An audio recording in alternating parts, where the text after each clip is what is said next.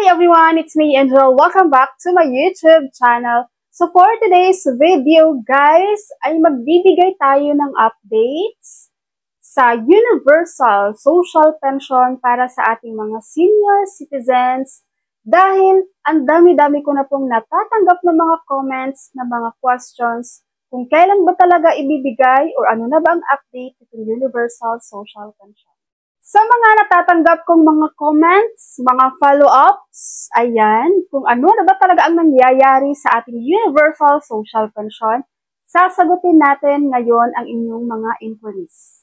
So para sa mga hindi nakasubaybay sa aking update sa Universal Social Pension guys, ang Universal Social Pension ay naaprubahan po siya sa third and final reading sa House Representatives noong May 2024.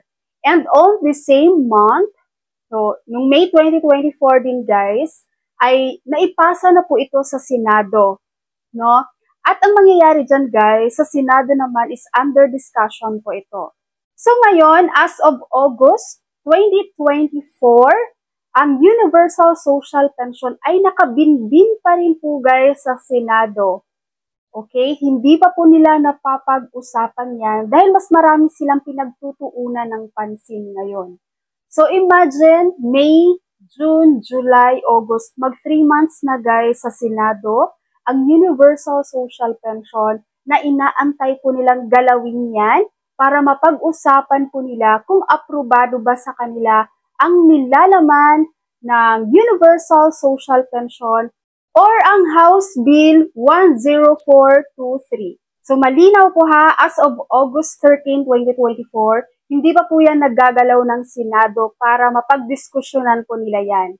Okay? So after ng Senado guys, kapag approved sa kanila yan, isasubmit na nila yan kay BBM para mapirmahan niya yan at maisabatas ang Universal Social Pension. Alright? Magkano ba ang current proposal para sa Universal Social Pension? Ang current na proposal po na amount dyan guys is 500 pesos monthly. At yan po ay magiging 1,000 pesos monthly after 5 years. Okay? Sa mga nagsasabi na meron na daw dahil nakatanggap na po sila, hindi po Universal Social Pension yung natanggap nyo guys. Yan po yung current natin, ang Social Pension for Indigent Senior Citizen na 1,000 pesos monthly. Okay? Hindi po yan universal. Kaya yung iba ditong nagko-comment na sinasabi nilang, akala ko ba wala nang pipiliin? Sabi lahat kasali. Sabi pagpatak ng 60 years old, kasali lahat ng senior. Yun po yung nasa universal guys. But unfortunately nga, as of today, ang Universal Social Pension ay hindi pa po approved. Hindi pa naisabatas. So, ang pinakadulo niyan, hindi pa po batas ang Universal Social Pension na hinahantay, na iniintay ng mga senior citizens dito sa Pilipinas. So, sa mga nagtatanong dyan guys sa Universal Social Pension, huwag po kayong mag-alala dahil magiging updated po ako sa inyo once na meron na po tayong mga bagong updates dyan.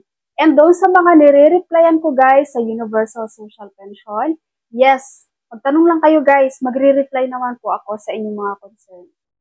Katulad nyo ay umaasa rin po ako na sana bago man lang matapos ang taon na ito guys, ay magiging batas sana itong Universal Social Pension sa inyo para magiging maganda naman ang inyong start ng taon by next year, sa 2025. Alright, so yan po ang aking updates, ang aking sagot sa inyong mga katanungan sa Universal Social Pension. Keep tuning in dito sa aking YouTube channel guys, maging updated po ako sa inyo sa mga informations na dapat alam nyo. Thank you so much for watching everyone. God bless you all.